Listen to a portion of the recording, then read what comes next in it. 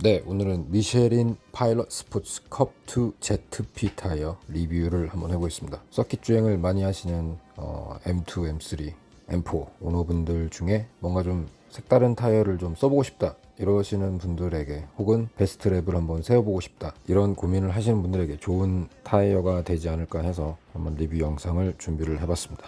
기존의 컵2 타이어를 가장 많이 사용을 하시는데요, 이 컵2 타이어의 단점이 생각보다 그립이 그렇게 많지가 않습니다. 금액적인 부분에서도 상당히 고가의 타이어이고, 그럼에도 불구하고 다른 하이 그립 타이어와 비교를 했을 시에, 혹은 트레드 레이팅이 더 높은, 결과적으로 조금 더 오래가는 타이어죠. 트레드 레이팅이 높은 타이어, 그런 타이어들과 비교했을 때 오히려 그립이 조금 더 떨어지는 경우도 종종 있습니다. 예를 들면 고아마의 A052 타이어, 이 타이어 같은 경우에는 트레드 레이팅이 200인데도 불구하고 거의 마모되는 속도는 거의 무슨 후시어 슬릭 타이어와 비슷하다, 뭐 이런 얘기들이 지금 해외 포럼 및 사용을 해보신 국내 오너분들 그렇게 얘기를 많이 하시는데요, 컵2 타이어의 그립이 좀 부족한 부분을 채워주는 타이어가 컵2 ZP 타이어가 아닌가 싶습니다. 컵2보다 확실히 조금 더 많이 그립이 있습니다. 객관적으로 봤었을 때 확실히 더 그립이 많이 있고, 생긴 거와는 다르게 일단은 트레드 레이팅이 180으로 정해져 있는 타이어인데요, 컵2보다는 조금 더 확실히 조금 빨리 달린 것 같긴 합니다. 하지만 확실히 컵2보다 그립이 더 많은 고급 타이어라고 할 수 있겠습니다.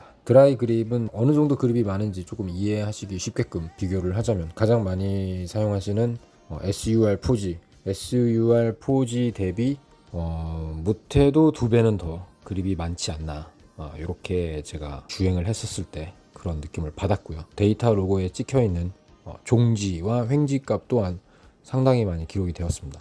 그래서 드라이 그립 같은 경우에는 SUR4G 대비 훨씬 더 많고, 다른 하이 그립 타이어 요코하마 A052 혹은 브리지스톤 RE71R, 그리고 요코하마 어드벤 네오바 혹은 토요 프록시 R888R 혹은 피렐리 토르페오 R, 아쉽게도 제가 방금 말한 타이어들 중에 대다수는 사용을 해본 적이 없어서 그 타이어는 비교를 하기가 좀 어렵고요.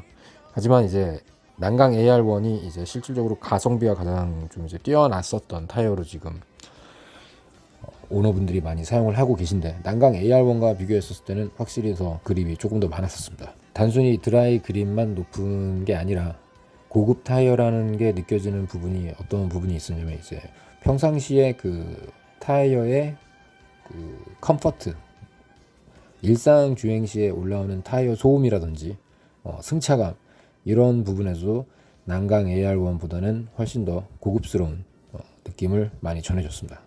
타이어의 그 회전 소음도 상당히 적었고요. 승차감 같은 경우에는 그닥 좋다고는 할 수 없습니다.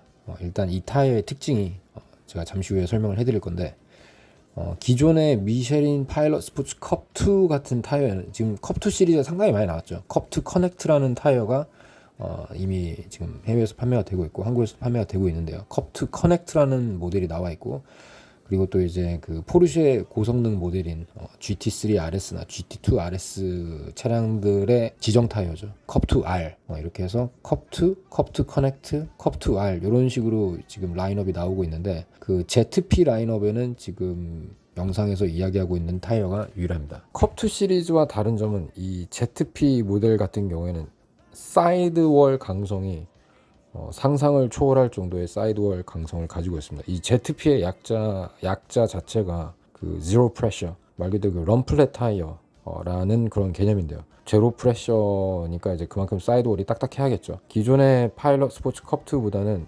훨씬 더 단단한 그 딱딱한 사이드월로 인해서 핸들링 피드백이 정말로 좋습니다.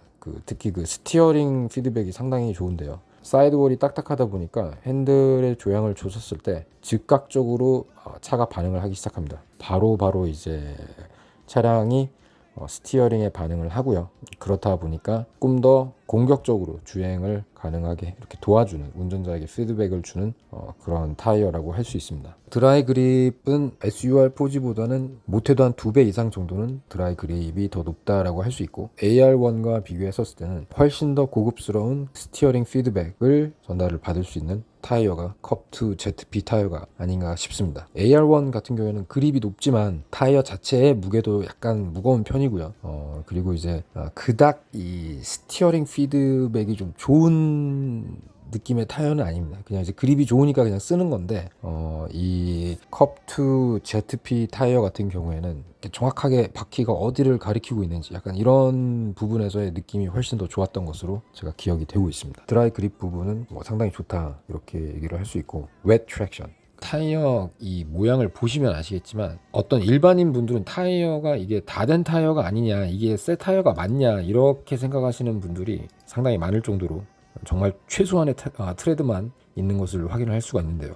거의 DOT 규격에 맞추다 보니까 정말 몇 개의 배수를 할 수 있는 그 홈이 파져 있는 게 전부인 외형을 가지고 있습니다. 그래서 당연히 비가 오는 노면에서는 좀 천천히 다녀야 되고요. 솔직히 이런 타이어를 구입을 하는 목적은 이제 그립 주행을 위해서 구입을 하는 거기 때문에 솔직히 저는 웻 그립은 거의 신경을 안 쓰고 구입을 하는데요. 그래도 천천히만 다니면 집에서 트랙은 왔다 갔다 할 수 있는 그 정도의 웻 그립이라고 생각을 하면 될 것 같습니다.